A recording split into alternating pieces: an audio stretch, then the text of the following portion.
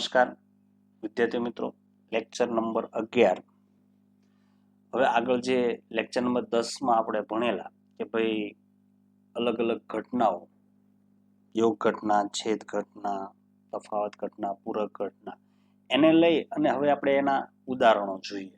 તો સૌથી પહેલા જોઈએ ઉદાહરણ નંબર 6. એક ટોપલીમાં 3 પીળા ફૂલ અને 2 ગુલાબી ફૂલ છે. આ ટોપલીમાંથી યાદચ્છિક રીતે એક ફૂલ પસંદ કરવામાં આવે છે. જો પસંદ થયેલ ફૂલ પીળું હોય તેને ઘટના A કહો અને ગુલાબી હોય તેને ઘટના B વડે દર્શાવીએ. તો નીચેની ઘટના દર્શાવતા ગણ મેળવો અને પૂછેલા પ્રશ્નોના જવાબ આપો. તો સૌથી પહેલા આપણે જે 3 પીળા ફૂલ છે એને ધારી લઈએ. સંકેતમાં ધારો કે 3 પીળા ફૂલ, જેને આપણે નામ આપીએ y1, y2, y3 અને 2 જે ગુલાબી ફૂલ છે જેને આપણે નામ આપીએ P1 અને P2. હવે એમ કે છે 3 પીળા ફૂલ, 2 ગુલાબી ફૂલ, તો કુલ થયા 5 ફૂલ. કુલ 5 ફૂલ. આ 5 ફૂલમાંથી એક ફૂલ યાદચ્છિક રીતે પસંદ કરવાનું છે. તો સૌથી પહેલા આપણે નિર્દેશ અવકાશના કેટલા બિંદુ મળશે એ જોઈએ. તો 5 ફૂલમાંથી એક ફૂલ પસંદ કરવું, મતલબ 5 નિર્દેશ અવકાશના સભ્ય મળશે.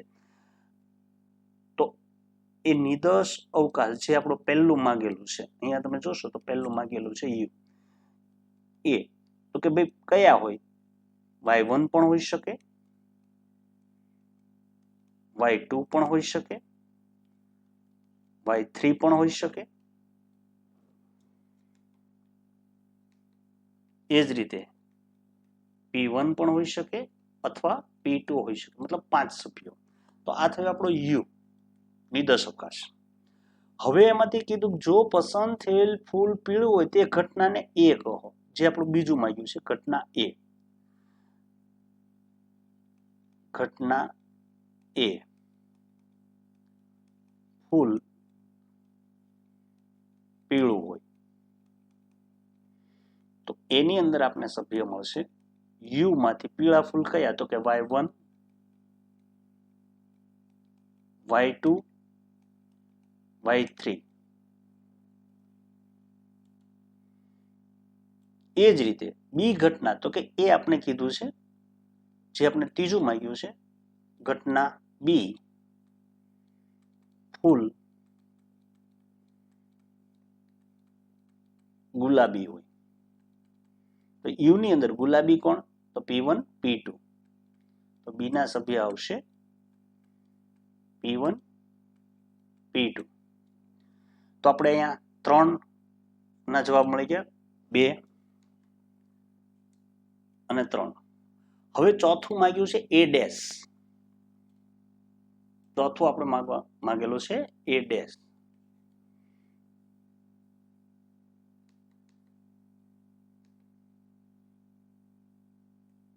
ચાર A ડેશ.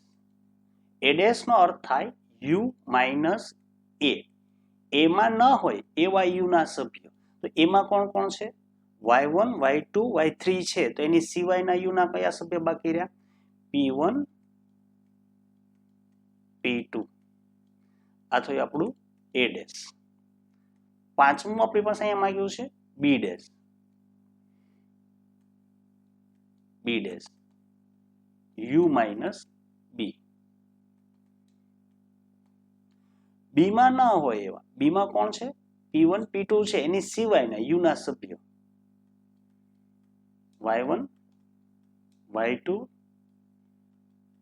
અને y3. આપને મળ્યો B ડેશ. તો વિદ્યાર્થી મિત્રો, આ આપણો થયો A ડેશ અને આ થયો આપણો B ડેશ. આ થઈ આપણી ઘટના A અને આ થઈ આપણી ઘટના A થઈ અને આ થઈ B. તો 4 ઘટના અને એક આપણને નિર્દેશ અવકાશ યુ મળ્યું. હવે છઠ્ઠું એ છેદ બી, એ છેદ બી બંનેમાં હોય એવા, એમાંય હોય અને બીમાં હોય, બેમાં હોય એવા, એ અને બી બેમાં સમાન હોય એવા કોઈ સભ્ય આવતા નથી, મતલબ ખાલી ગણો, અથવા તમે આવી રીતે પણ લખી શકો.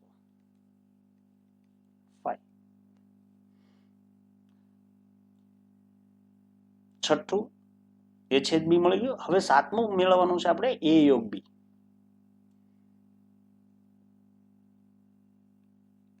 સાતમું આપણે મેળવવાનું છે એ યોગ બી. તો એ યોગ બી એટલે એના બધા y1 y2 y3 પ્લસ બી ના બધા, પણ બીજો કોઈ સભ્ય મતલબ એક વખત આવી ગયો હોય ફરી વખત આવી ન શકે, તો p1 p2 એ અને બી ના બધા જ, એક સભ્ય બે વાર આવવું જોઈએ નહીં. તો આપને મળ્યો યોગ. આઠમું આપણી પાસે માંગેલું છે એ છેદ બી ડેશ.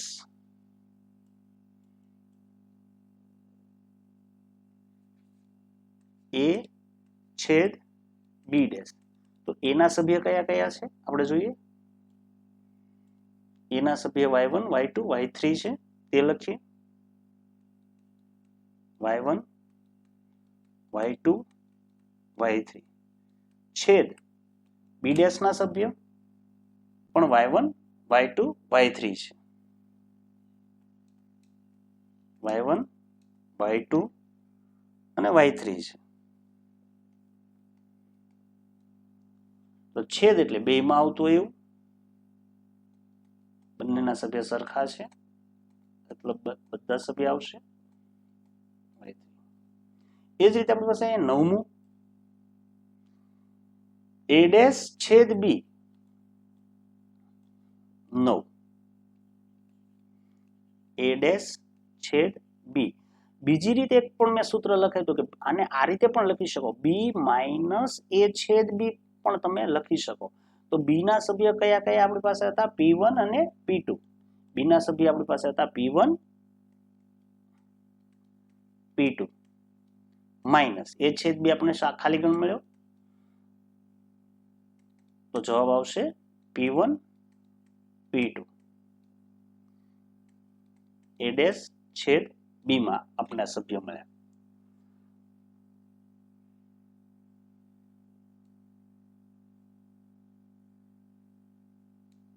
એ જ રીતે 10મું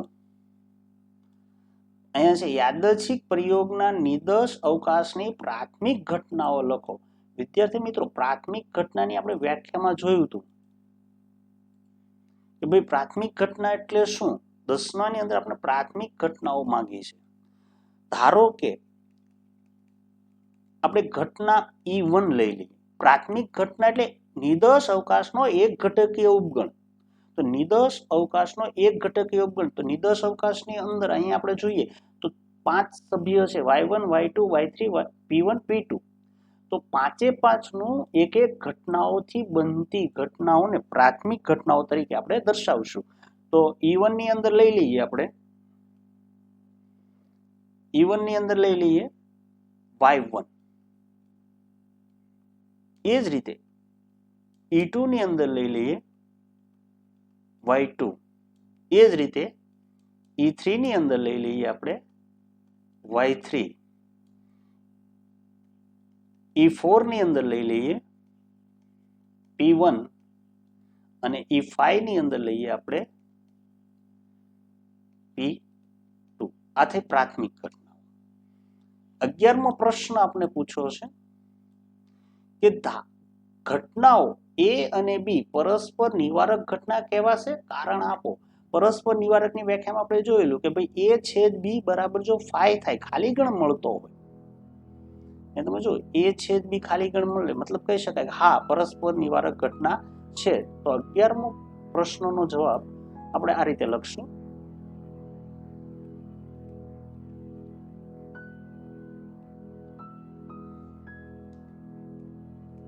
ઘટના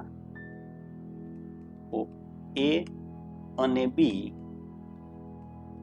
પરસ્પર નિવારક ઘટનાઓ છે, કારણ કે કારણ કે a છેદ b બરાબર 5. 12મો પ્રશ્ન આપણે અહીંયા એવો પૂછેલો છે કે ઘટનાઓ a અને b નિશેષ ઘટનાઓ કહેવાશે. કારણ આપો. નિશેષ ઘટના એટલે શું? તો કે યોગ બરાબર u મળી જાય. તો અહીંયા જે યોગ a યોગ b ના 5 સભ્યો મળ્યા આપણને y1 y2 y3 p1 p2, તો એ જ u ના સભ્યો છે. મતલબ a યોગ b બરાબર u મળી જાય છે. a યોગ b બરાબર આપણે કોણ મળી જાય છે? u મળી જાય છે. તો કહી શકાય કે હા, બંને ઘટનાઓ પરસ્પર નિવારક છે. તો 12મા પ્રશ્નનો આપણો જવાબ, પ્રશ્ન નંબર 12 નો જવાબ છે ઘટનાઓ a અને b નિશેષ ઘટનાઓ છે. કારણ કે a યોગ b is equal to u. તો અહીંયા આપણે ઉદાહરણ નંબર 6 ની અંદર મોટાભાગે જેટલી આપણે ઘટનાઓ ભણી હતી એ બધી જ ઘટનાઓ આપણે અહીંયા આવરી લીધી. તો પ્રથમ આપણે u મેળવ્યો નિદર્શ અવકાશ, પછી ઘટના a અને b મેળવી, પછી a ડેશ મેળવ્યો, b ડેશ મેળવ્યો, ત્યારબાદ a છેદ b. તો a અને b માં કોઈ સભ્ય સરખા નહોતા આવતા, મતલબ ખાલી ગણ. a યોગ b એટલે a અને b ના તમામ સભ્ય, a ના 3 સભ્ય, b ના 2 સભ્ય, મતલબ 5 એ 5 સભ્ય, એટલે કોણ થઈ ગયો? u પોતે મળી ગયો. a છેદ b ડેશ, તો અહીંયા એક અલગ રીતથી આખું લીધેલું છે. ઘટના a ની અંદર કોણ છે? તો કે y1 y2 y3, અને b ડેશ ની અંદર પણ કોણ છે? y1 y2 y3. તો છેદમાં પણ કોણ આવશે? તો y1 y2 y3. એ જ રીતે a ડેશ છેદ b, તો અહીંયા બીજા સૂત્રથી સમજાવેલું છે કે આનું બીજું સૂત્ર છે b માઇનસ a છેદ b. તો b ની અંદર કોણ છે? તો કે p1 p2 છે, માઇનસ ખાલી ગણ, મતલબ જવાબમાં આવશે p1 p2. 10મો પ્રશ્ન તો પ્રાથમિક ઘટનાઓ. તો નિદર્શ અવકાશના જેટલા સભ્યો છે એના એક ઘટકીય ગણથી બનતી તમામ ઘટનાઓ જેને આપણે ધારી લીધી, ધારો કે e1 e2 e3 e4 e5 ની અંદર બધા સભ્યોને આપણે ગણમાં દર્શાવ્યા. 11મો હતું કે આ ઘટનાઓ પરસ્પર નિવારક ઘટનાઓ છે. તો કે હા છે, કારણ કે a છેદ b બરાબર 5 છે. અને 12મો પ્રશ્ન હતો કે a અને b શું નિશેષ ઘટનાઓ છે? તો કે હા છે, કારણ કે a યોગ b is equal to u. જય હિન્દ.